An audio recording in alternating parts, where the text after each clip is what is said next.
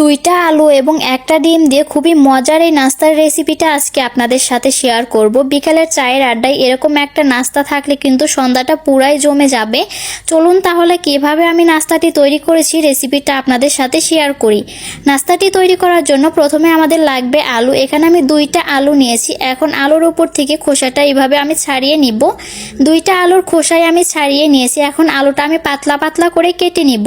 একটা পিলার দিয়ে প্রথমে আমি আলুটা পাতলা করে কেটে নিচ্ছি। এরপর আলুটা আমি ভালোভাবে কুচি করে কেটে নিব। আপনারা চাইলে বটি দিয়েও আলুটা কুচি করে কেটে নিতে পারেন। দুইটা আলুই আমি কুচি করে কেটে নিয়েছি। এখন এই আলু দুইটা আমি পানি দিয়ে ভালোভাবে ধুয়ে নিব। 2 থেকে 3 বার পানি দিয়ে আলুটা ভালোভাবে ধুয়ে পানিটা ঝরিয়ে নিব। আলুগুলো থেকে পানিটা ভালোভাবে ঝরিয়ে নিয়েছি। এখন এই আলু কুচিটা একটা বাটিতে নিয়ে নিব। এরপর আমি নেব গাজর কুচি।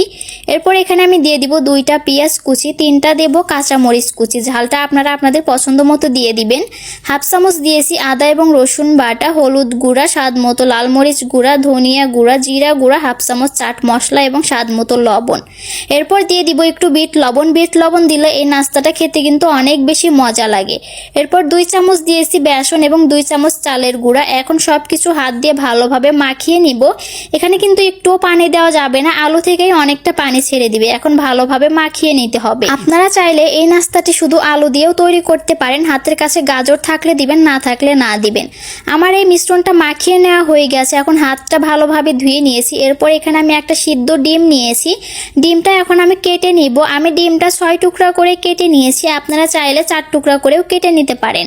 একটা ডিম থেকে আমি এখন 6 পিস নাস্তা তৈরি করে নিব। এখন এখান থেকে 1 টুকরা ডিম নিয়ে এইভাবে নাস্তাগুলো আমি তৈরি করে নিব। প্রথমে হাতে আলুর এবং গাজরের মিশ্রণটা ছড়িয়ে দিয়ে মাঝখানে ডিম দিয়ে উপর দিয়ে আবারও মিশ্রণটা দিয়ে এইভাবে পাকোড়া শেপ দিব।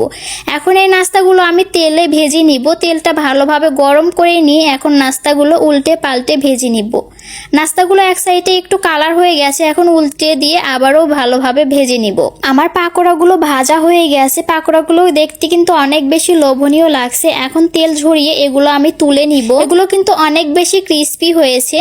নাস্তাগুলো আমি তেল থেকে তুলে নিয়েছি। দেখতে কিন্তু অনেক বেশি লোভনীয় লাগছে। আমি একটা নাস্তা আপনাদের সাথে ভেঙে শেয়ার করছি যে নাস্তার ভিতরটা কতটা বেশি সুন্দর হয়েছে। ডিম আলুর এই পাকোড়াটা গরম গরম সসের সাথে খেতে কিন্তু দারুণ লাগে। বিকালের চায়ের আড্ডায় এই পাকোড়া থাকলে সন্ধ্যাটা কিন্তু পুরাই জমে যাবে। আপনারা বাসায় একবার হলেও তৈরি করে খেয়ে দেখবেন। আমার আজকের এই পাকোড়ার রেসিপিটা আপনাদের কাছে কেমন লেগেছে কমেন্ট করে জানাবেন। রেসিপি ভালো লাগলে শেয়ার করে দিবেন।